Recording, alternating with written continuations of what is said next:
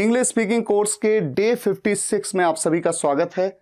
और आज का टॉपिक इंग्लिश बोलने के पर्सपेक्टिव से बहुत ही इंपॉर्टेंट है। WH plus ever. WH family के मेंबर्स आप ऑलरेडी जानते हैं। What, when, where, whom, who, which, whose, how, why. इनके साथ में जब एवर लग के आता है तो उनके क्या क्या मतलब निकलते हैं सेंटेंसेस में अलग अलग तरीके से, जैसे whatever, whenever, wherever, whomever, whoever, whichever. इन सबको एक एक करके आप देखेंगे। ये तीन बहुत आसान है, ये तीन थोड़ा कंफ्यूजिंग है। इनमें डिफरेंसेस को समझना बहुत इंपॉर्टेंट है, ये भी काफी इंपॉर्टेंट है। और वाई, ये ऐसा WH फैमिली का मेंबर है जिसके साथ एवर लग के कोई वर्ड नहीं बनता, वाई एवर नहीं बनता है। अब जैसे कि यहां पर आपके सामने सेंटेंसेस हैं, जिस भी लकड़ी पर दीमक लगा हुआ है उसे बदल दीजिए।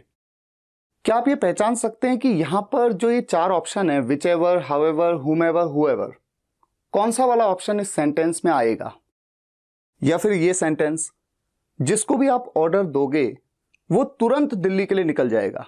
विच एवर, हुम ever, how ever, who ever, किसका यूज इस सेंटेंस में होगा? ये सब बातें बड़े आराम से आप समझेंगे। एक एक करके इनको देख लेते हैं, इनके अलग अलग मीनिंग्स को समझ लेते हैं और एग्जाम्पल्स की मदद से ये जान लेते हैं कि किस तरह के सेंटेंसेस में इनका यूज किया जाता है। तो सबसे पहले स्टार्ट करते हैं व्हाट, व्हेन और वेयर से। ये तीनों तो बहुत ही आसान है। व्हाट एवर मतलब जो कुछ भी, anything at all. When ever मतलब जब कभी भी, यानी किसी भी टाइम पे, एनी टाइम एट ऑल। और वेयर एवर मतलब जहां कहीं भी, यानी किसी भी जगह पे, एनी प्लेस एट ऑल। ये तो बहुत सिंपल है, आप में से अधिकतर जानते भी हैं, तो सेंटेंसेस को बनाना मुश्किल भी नहीं है। जो कुछ भी तुम्हारे पास है मेरा है, जो कुछ भी, व्हाटएवर तुम्हारे पास है, यू हैव, मेरा है, इज माइन। अच्छा, यहां पर अगर आप ध्यान दें, मैं आपसे पूछूं कि सेंटेंस में सब्जेक्ट क्या है, तो आप ये देखेंगे, थोड़ा सा इसको रिलेट करते हैं एक सेंटेंस से। मान लीजिए मैं कहूं कि ये पेन मेरा है, तो मैं कैसे कहूंगा? This pen is mine, this pen is mine. तो इस पेन की जगह पे जो कुछ भी तुम्हारे पास है ये मेरा है, तो ये पूरा एज अ सब्जेक्ट हो गया। ठीक है। जब हम बोलते हैं और हम इस तरह से बोलते हैं, जो कुछ भी तुम्हारे पास है मेरा है, तो यहां पर थोड़ा सा रुके, तो इसलिए कॉमा लग गया, तो लिखते वक्त कॉमा लगाया। अगर हम एक फ्लो में बोल देते हैं, जो कुछ भी तुम्हारे पास है मेरा है, ऐसे में कॉमा का यूज ना भी करें तो कुछ भी गलत नहीं है। ठीक है। तो बोलते वक्त तो खैर कॉमा का पता ही नहीं चल रहा है, लेकिन लिखते वक्त मैं इसलिए बता रहा हूं क्योंकि अगर सेंटेंस जिस तरह से दिया हो उसी तरह से आप बनाइए। अब ये सेंटेंस है, जब जब बादल गरजते हैं तेज बारिश होती है। जब जब यानी कि जब कभी, या जब कभी भी, तो ये भी लिखा हो नहीं लिखा हो इससे कोई मतलब नहीं है, सेंस तो वही है। मतलब जिस जिस समय पे बादल गरजते हैं, व्हेनेवर बादल गरजते हैं, बादल को क्लाउड कहते हैं, गरजने को थंडर कहते हैं। व्हेनेवर द क्लाउड्स थंडर, तेज बारिश होती है। ये क्लॉज है, इसे आपको बनाना है। बारिश होना ये एक वर्ब है, क्रिया है, रेन। मैंने आपको इट के वीडियो में बताया था कि बारिश होना, ओले पड़ना, बर्फ पड़ना के केस में इट का यूज सब्जेक्ट की तरह करते हैं। तो यहां पर मैं सब्जेक्ट लेता हूं इट। बारिश होती है, तातिती है हूं, प्रेजेंट का इंडेफिनिट टेंस, रेन के साथ एस लग जाएगा क्योंकि थर्ड पर्सन सिंगुलर सब्जेक्ट है। इट रेन्स, बारिश होती है तेज, हैवीली। ये बना आपका पूरा sentence. Whenever the clouds thunder it rains heavily. इस बात को कहने का एक और तरीका हो सकता है, देयर के साथ में ही बना सकता हूं। There is a heavy rain, whenever the clouds thunder there is a heavy rain. तो चाहे सेंटेंस को ऐसे बनाएं वैसे बनाएं, बात एक ही है, लेकिन कुल मिलाकर आपने ये समझा कि जब जब या जब कभी भी इसके लिए हम यूज करते हैं व्हेनेवर। इंग्लिश में बात जरूर किया करो जब भी आपको मौका मिलता है, जब भी आपको मौका मिलता है व्हेनेवर। तो इंग्लिश में बात जरूर किया करो। Do speak in English whenever आपको मौका मिलता है। यू गेट एन अपॉर्चुनिटी, या तो यू गेट एन अपॉर्चुनिटी या फिर यू गेट अ चांस। ये आपका सेंटेंस बना, do speak in English whenever you get an opportunity. Do का यूज क्यों करते हैं? एम्फेसाइज करने के लिए इस क्रिया को, इस वर्ब को, कि जरूर बात किया करो। Do speak in English whenever you get an opportunity.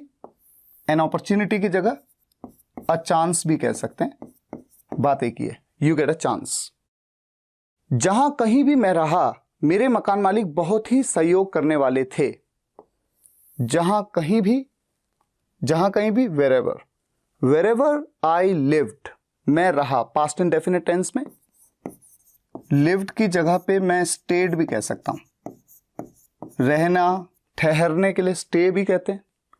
Wherever I lived या वेरेवर आई स्टेड, जहां भी मैं रहा मेरे मकान मालिक बहुत ही सहयोग करने वाले थे। माई लैंडलॉर्ड्स, लैंडलॉर्ड कहते हैं ना मकान मालिक को, क्योंकि एक से ज्यादा जगहों की बात हो रही है कि मैं जहां भी रहा, तो माई लैंडलॉर्ड्स, एस लगा दिया, प्लूरल है।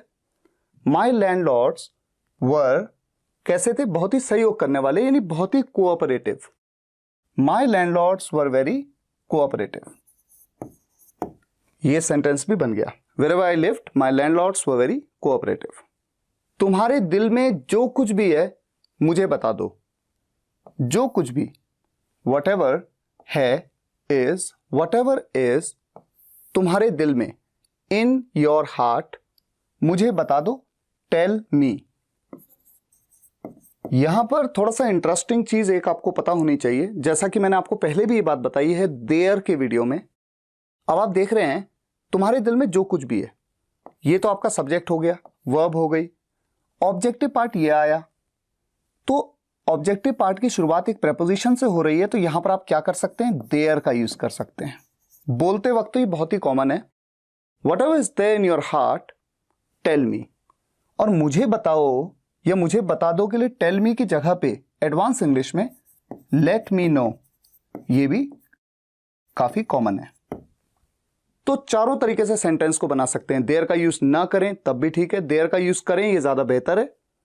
टेल मी कह लें, चाहे लेट मी नो कह लें। जहां कहीं भी तुम जाना चाहते हो तुम जा सकते हो।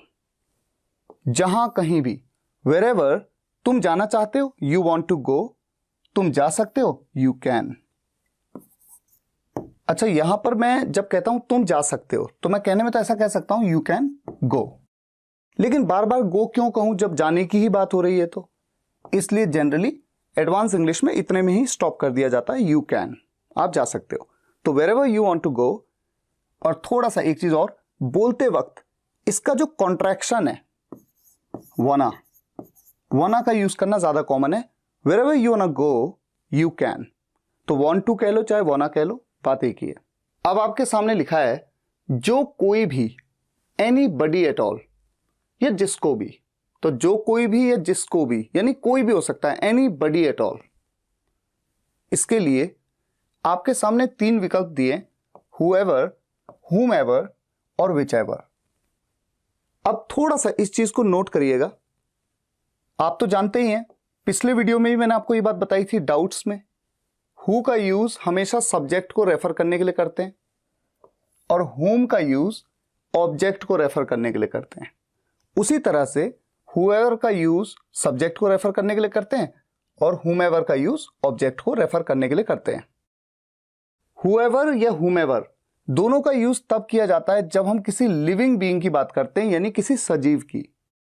जबकि whichever के केस में सब्जेक्ट या ऑब्जेक्ट के बारे में नहीं, उसका कोई मतलब नहीं है, चाहे सब्जेक्ट हो ऑब्जेक्ट हो, whichever का यूज किया जा सकता है लिविंग और नॉन लिविंग दोनों के साथ में। पर कैसे, इस बात को आप सेंटेंसेस की मदद से समझेंगे।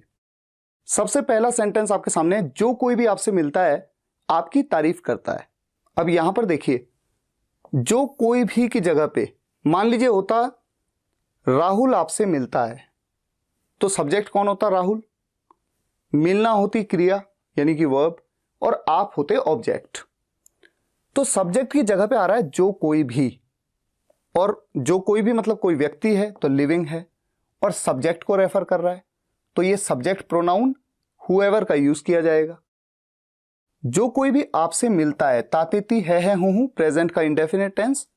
हुएवर मीट्स यू, जो कोई भी आपसे मिलता है, आपकी तारीफ करता है, तारीफ करने के लिए प्रेज कह सकते हैं, प्रेजेस यू। तो मैं पहले से लिख देता हूं, प्रेजेस की जगह पे मैं अप्रिशिएट्स भी कह सकता हूं, बात एक ही है। अप्रिशिएट करना भी, सराहना करना किसी की। Whoever meets you praises you या अप्रिशिएट्स यू, आपके पास दोनों विकल्प हैं, आप कैसे भी बोल सकते हैं। ठीक है, तो एक तो ये सेंटेंस बना। अब ये सेंटेंस देखिए, जिसको भी आप मिलते हो आपकी तारीफ करता है।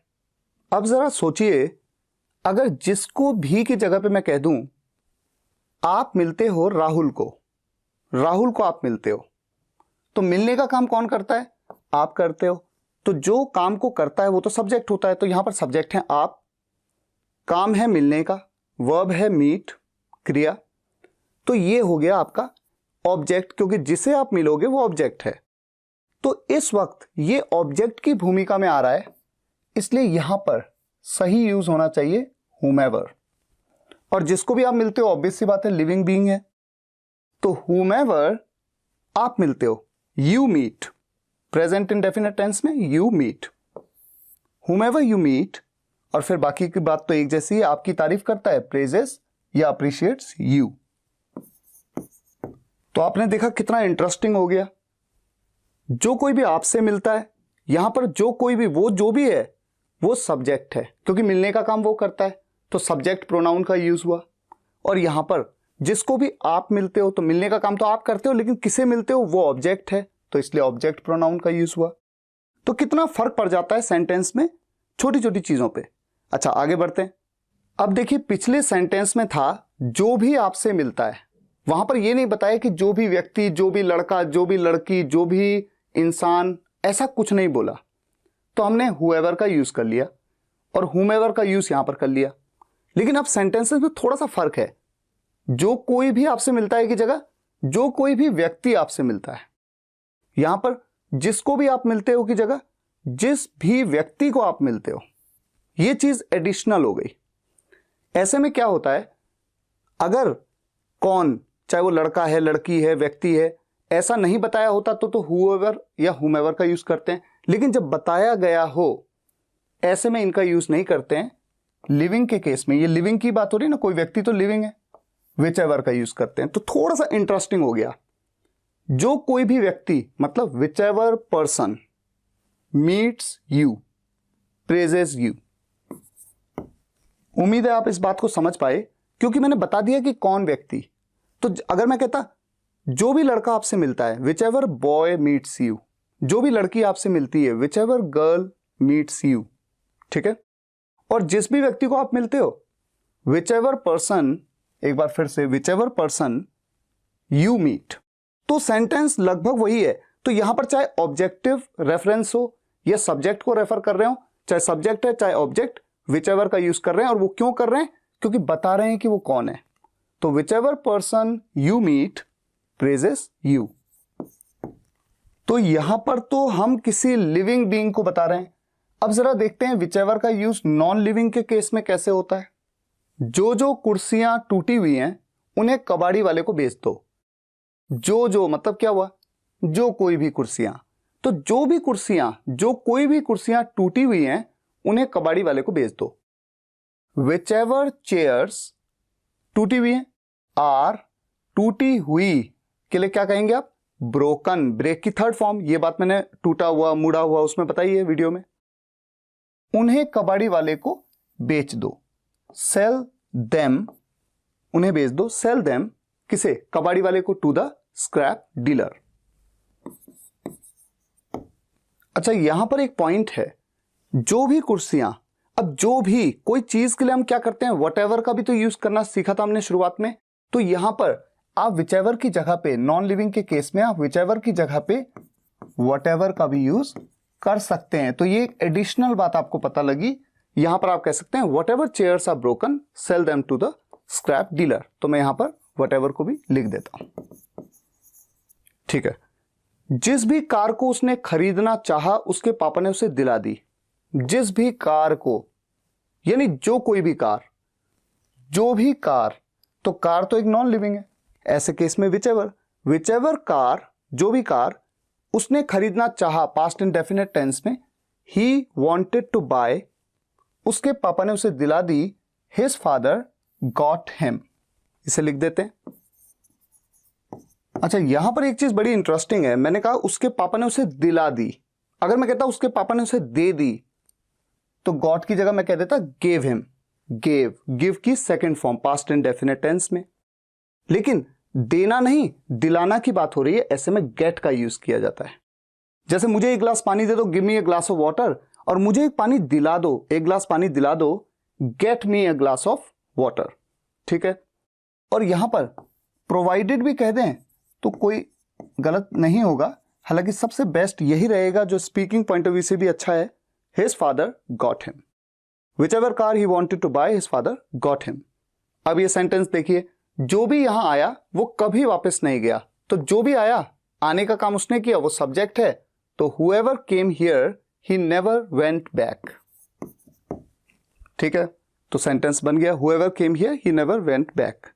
जिसे भी आपने वहां भेजा, अच्छा भेजने का काम आपने किया, तो क्रिया को करने वाला व्यक्ति तो सब्जेक्ट है, सब्जेक्ट तो आप हैं। जिसे भी आपने वहां भेजा, तो जिसे आपने भेजा वो तो ऑब्जेक्ट है, तो ऑब्जेक्ट को रेफर कर रहा है, लिविंग है, whomever, जिसे भी आपने वहां भेजा, you sent there, वो कभी वापस नहीं आया, he never came back। तो ग्रामेटिकल पॉइंट ऑफ व्यू से भी अगर आप देखेंगे तो whoever का यूज कहां पर करना है, कहां पर whomever का यूज करना होगा, जहां पर ऑब्जेक्ट को रेफर कर रहे हैं, इस चीज को समझना बहुत इंपॉर्टेंट है। लेकिन स्पीकिंग में कई बार whomever का यूज करने के बजाय whoever का ही यूज कर लिया जाता है, ये भी बड़ी कॉमन प्रैक्टिस है। तो मैं ऐसा नहीं कहूंगा कि आप बोल नहीं सकते, लेकिन एग्जैक्टली आपको whomever का यूज यहां पर करना चाहिए। अब देख लेते हैं however का यूज, how के साथ ever, however, इसके दो मतलब निकलते हैं, एक है जैसे भी, यानी जिस भी तरह से, जिस भी तरीके से, जैसे भी मतलब जिस भी तरह से, और दूसरा मतलब होता है पर फिर भी, ये इसके बावजूद। ये बात तो मैंने कंजंक्शंस में आपको बताई है, ठीक है। ये जो जैसे भी है या जिस भी तरह से, इसके लिए however के अलावा आपके सामने कुछ विकल्प हैं जो मैं अभी आपको बता देता हूं। पहले आप देखिए सेंटेंस, बस ये काम खत्म करो, चाहे जैसे भी आप कर पाओ, चाहे जैसे भी, जिस भी तरीके से, बस ये काम खत्म करो, just finish this work, however, आप कर पाओ, you can, just finish this work however you can. यहां पर हाउएवर की जगह पे, जैसा मैंने आपको बताया, नो मैटर हाउ का भी आप यूज कर सकते हैं। Just finish this work no matter how you can, by whatever way, just finish this work by whatever way you can, या by whatever means you can, या फिर by any way, just finish this work by any way you can, या by any means you can, और यहां तक कि by whichever way you can, by whichever means you can. तो एक ही sentence को बनाने के कई तरीके हो सकते हैं। ये सेंटेंस, वो ये मैच जीतना चाहता है, चाहे जिस भी तरह से वो जीते, चाहे जिस भी तरह से मतलब चाहे जैसे भी, वो ये मैच जीतना चाहता है, he wants to win this match, चाहे जिस भी तरह से, हाउ एवर वो जीते, ही विंस, चाहे जैसे भी वो जीते। अच्छा, यहां पर थोड़ा सा एडवांस इंग्लिश में, चाहे वो कैसे भी जीते, जीते मतलब प्रेजेंट का इंडेफिनेट सेंस आया, और जीतने की ही बात हो रही है, तो विन को रिपीट नहीं करना है, ऐसे में हम डज का यूज कर सकते हैं। और डज का यूज क्यों कर रहे हैं, क्योंकि थर्ड पर्सन सिंगुलर सब्जेक्ट है। तो इस सेंटेंस को आप ऐसे भी बोल सकते हैं, he wants to win this match however he does. तो एक तरीका तो ये हो गया, और हाउएवर की जगह पे जैसे मैंने आपको बताया, no matter how, by whatever way, by whatever means, by any way, by any means, by whichever way, by whichever means, आप किसी का भी यूज कर सकते हैं। अब ये जो हाउएवर का दूसरा वाला मतलब है, पर फिर भी या इसके बावजूद, इसके लिए दूसरे ऑप्शंस भी हैं, but still, then also, even then, nevertheless, yet, despite that. ये मैंने कंजंक्शंस में बताया हुआ है। मेरे पास बहुत काम था, पर फिर भी मैंने उसकी हेल्प की, पर फिर भी के लिए हाउएवर। मेरे पास बहुत काम था, I had a lot of work, however मैंने उसकी हेल्प की, पास्ट इंडेफिनिट टेंस में, आई हेल्प्ड हिम। यहां पर भी हाउएवर की जगह पे, चूंकि सेंस ये वाला है, पर फिर भी या इसके बावजूद मैंने उसकी हेल्प की, आप कह सकते हैं but still I helped him, या फिर then also I helped him, even then I helped him, nevertheless I helped him, yet, यहां पर येट भी कह सकते हैं, येट आई हेल्प्ड हिम, या फिर despite that I helped him. वो आर्थिक रूप से कमजोर है, इसके बावजूद वो किसी से पैसे उधार नहीं लेता। वो आर्थिक रूप से कमजोर है, इसके लिए हम क्या कहेंगे, ही इज फाइनेंशियली वीक। इसके बावजूद, पर फिर भी वो किसी से पैसे उधार नहीं लेता, इसके बावजूद के लिए हम कहेंगे हाउएवर कह लेते हैं पहले। और वो किसी से पैसे उधार नहीं लेता, तातिथि प्रेजेंट का इंडेफिनिट टेंस, नेगेटिव सेंटेंस, उधार लेने को कहते हैं बोरो, और किसी से from anyone. He does not borrow money from anyone. तो ये पूरा सेंटेंस बना, he is financially weak, however he doesn't borrow money from anyone. और हाउएवर की जगह पे आप but still then also even then nevertheless yet या डिस्पाइट दैट, इनमें से किसी का भी यूज कर सकते हैं। अब आपके सामने है जिसका भी, जिसका, इससे थोड़ा सा आप रिलेट करिए, जैसे राहुल का राहुल्स, रवि का रवीज, उसी तरह से जिसका भी हुएवर्स या विचएवर्स या हुजएवर, किसका यूज करेंगे सेंटेंसेस में देखते हैं। जिसकी भी उंगली में चोट लगी है कृपया आगे आए। जिसकी भी, तो कोई तो व्यक्ति है ना वो जिसकी उंगली में चोट लगी। तो लिविंग के लिए आपने पहले भी देखा था कि लिविंग बीइंग के लिए, जो सजीव है उनके लिए हु का यूज करते हैं, निर्जीव के लिए हमने विच का यूज किया था। तो लिविंग के लिए हुएवर, हुएवर्स, जिसकी भी, हुएवर्स फिंगर इज इंजर्ड, चोट लगी है मतलब इंजर्ड हो गई है, कृपया आगे आए, प्लीज कम फॉरवर्ड।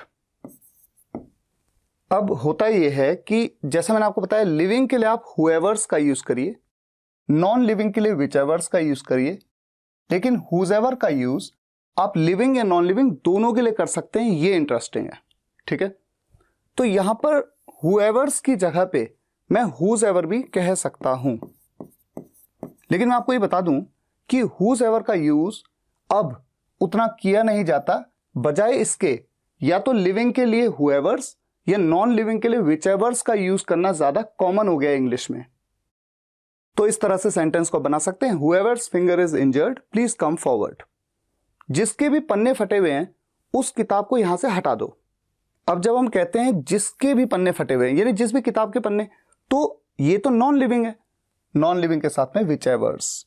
जिसके भी, विचएवर्स पेजेस आर हैं फटे हुए, तो वही मुड़ा हुआ के लिए बेंट, फटा हुआ के लिए टॉन, क्योंकि टीयर मतलब फाड़ना, टॉन उसकी थर्ड फॉर्म, फटे हुए। विचएवर्स पेजेस आर टॉन, उस किताब को यहां से हटा दो, remove that book from here. और जैसा कि मैंने आपको बताया कि हुजएवर का यूज तो आप नॉन लिविंग के केस में भी कर सकते हैं। हालांकि ये बात सही है कि इसका यूज अब उतना ज्यादा होता नहीं है, पर आप ऐसे भी कह सकते हैं, whosever pages are torn, remove that book from here. अब यहां पर थोड़ा सा इंटरेस्टिंग है, जैसे पिछली बार मैंने कहा था कि जिसकी भी उंगली में चोट लगी हुई है, तो जिसकी भी उंगली में चोट, तो मैंने कहा कि हुएवर्स का यूज कर लेंगे। लेकिन अब मैंने क्या कह दिया, जिस भी खिलाड़ी की उंगली में चोट लगी हुई है। ऐसे में मैंने बता दिया कि जिस भी खिलाड़ी की, यहां पर इंटरेस्टिंग हो जाता है। पिछली बार भी मैंने आपको बताया था कि विच का यूज ऐसे केसेस में लिविंग में भी हो जाता है, तो आप क्या कहेंगे, विचएवर प्लेयर्स, लेकिन ऐसे में विचएवर्स नहीं कहेंगे। तो ये थोड़ा सा एडिशनल इंफॉर्मेशन आपके लिए, जिस भी खिलाड़ी की। तो जब हम ऐसा कह देते हैं ना, खिलाड़ी बता दिया हमने, या जिस भी लड़के की, जिस भी लड़की की, तो whichever player's finger is hurt या is injured, please come forward. तो आपने देखा कितना फर्क पड़ गया। जब मैंने कहा था कि जिसकी भी उंगली में चोट लगी हुई है, तो मैंने कहा था हुएवर्स फिंगर इज इंजर्ड, और अब मैंने कहा जिस भी खिलाड़ी की, whichever player's finger is injured. जिस भी किताब के पन्ने फटे हुए हैं, अब यहां पर तो आप जानते हैं नॉन लिविंग ही है, और विचएवर का यूज तो करते ही हैं। विचएवर बुक्स यानी किताब के, whichever books pages are torn, remove that book from here. तो ये बन गया आपका sentence, whichever books pages are torn remove that book from here. अब हम अपनी पहली स्लाइड पे वापस आ जाते हैं जहां पर मैंने आपको 2 सेंटेंसेस दिए थे। ये देखिए पहला सेंटेंस था, जिस भी लकड़ी पर दीमक लगा हुआ है उसे बदल दीजिए। जिस भी लकड़ी पर, नॉन लिविंग की बात हो रही है, whomever whoever का यूज नहीं करेंगे, however का यूज कर नहीं सकते, सेंस बन नहीं रहा, whichever का यूज करेंगे। whichever wood is infested with termites। Infested कहते हैं, इन्फेक्टेड नहीं कहते हैं। इन्फेक्टेड तो बॉडी होती है, जैसे किसी वायरस से, कोरोना वायरस से इन्फेक्शन। तो जब कोई पैरासाइट लग जाता है किसी लकड़ी पे, किसी चीज पे, तो इन्फेस्टेड। उसे बदल दीजिए, चेंज इट या रिप्लेस इट हम कह सकते हैं। अच्छा, जिसको भी आप ऑर्डर दोगे वो तुरंत दिल्ली के लिए निकल जाएगा। जिसको भी हमने यूज किया था whomever या whoever, इनका यूज नहीं किया था। लेकिन मैंने आपको क्या बताया था, सब्जेक्ट है आप, ऑर्डर देने का काम आप करेंगे, जिसे आप ऑर्डर देंगे वो तो ऑब्जेक्ट है, इसके लिए आप whomever का यूज करेंगे। whomever you order, वो तुरंत दिल्ली के लिए निकल जाएगा, he will immediately leave for Delhi। तो अब आप पहचान सकते हैं कि यहां पर whichever का यूज करना है और यहां पर whomever का। आगे चल के इस तरह के सेंटेंसेस की बहुत प्रैक्टिस होगी, और फिलहाल आपके पास मेरी प्रैक्टिस एक्सरसाइज की बुक भी है। WH प्लस एवर वाले लेसन में जा करके बहुत से सेंटेंस हैं, आप उसकी इतनी प्रैक्टिस करिए कि इस कॉन्सेप्ट पे आपकी पकड़ बहुत मजबूत हो जाए। फिलहाल आज के लिए यहीं तक। अगर आपको ये वीडियो पसंद आया हो तो लाइक और शेयर जरूर करिएगा। मिलते हैं नेक्स्ट वीडियो लेक्चर में, तब तक के लिए टेक केयर, गुड बाय।